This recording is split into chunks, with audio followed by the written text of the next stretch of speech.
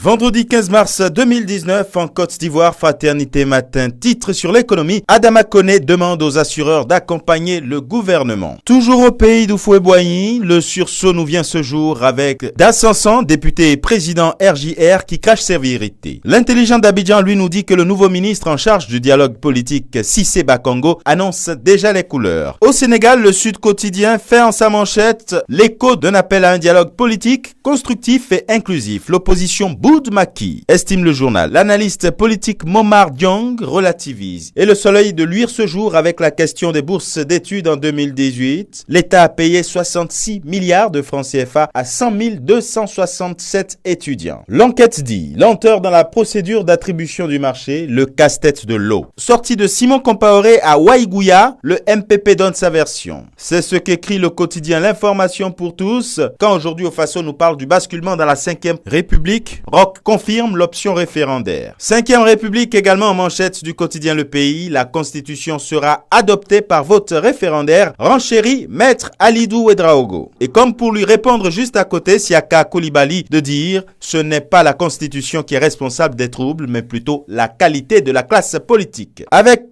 Togo Matin, conduite du processus démocratique, peut-on trouver des similitudes entre le Togo et l'Algérie? Questionne Togo Matin. Économie avec le quotidien béninois La Nation, financement du programme d'action du gouvernement. Déjà 3 929,5 milliards de francs CFA sont mobilisés. Politique pour le matinal, étude en procédure d'urgence mardi matin à l'Assemblée nationale, 2 propositions de loi sur les élections. Pour le matin libre, c'est plutôt d'une passe d'armes entre la mouvance et l'opposition qu'il s'agit, quant au maintien ou non des lois électorales. Au Cameroun, le jour nous informe que 300 camions ont été bloqués à la frontière. Les rebelles centrafricains empêchent des camions provenant du Cameroun de rallier Bangui, la capitale centrafricaine. Avec Cameroun Tribune, il est question du Parlement où Niat et Kavaï rempilent. Les élections des bureaux permanents hier dans les 2 chambres ont vu Marcel Niat Ndjifendi reconduit à la tête du Sénat et Kavaï Yégué Djibril à l'Assemblée nationale. L'œil du Sahel se demande qui va payer les questions de prime Potomac à Garoua en ce qui concerne les hôtels de la Cannes. Chantier de la Cannes également en manchette d'Info Matin. Prime Potomac déclare la guerre au gouvernement. À titre non anecdotique du tout, l'anecdote nous dit que Kamto Ozabois vilipenderait la France et l'Union africaine. Et enfin avec le quotidien chérifien Le Matin, 6e édition du Forum international Afrique Développement organisé par Almada et Attijari Wafa Bank sous le haut patronage de Sa Majesté le Roi Mohamed VI. Le président de la Sierra Leone salue